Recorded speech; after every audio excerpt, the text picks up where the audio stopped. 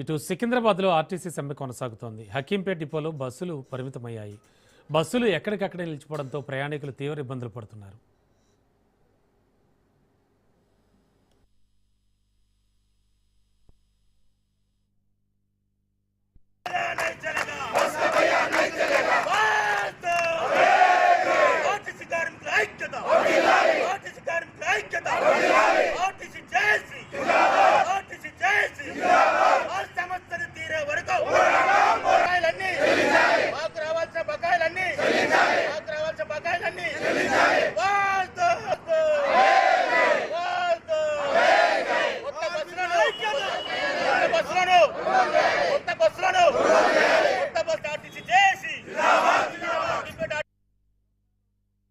రాష్ట్ర వ్యాప్తంగా మా తెలంగాణ ఆర్టీసీ జేఏసీ పిలుపు మేరకు మా యొక్క సమస్యల మీద న్యాయమైన సమస్యల మీద 32 డిమాండ్లతోటి మరి గత మార్చి 13 తారీఖు నాడు సమ్మె నోటీస్ ఇవ్వడం జరిగింది ప్రభుత్వానికి, ఇటు యాజమాన్యానికి.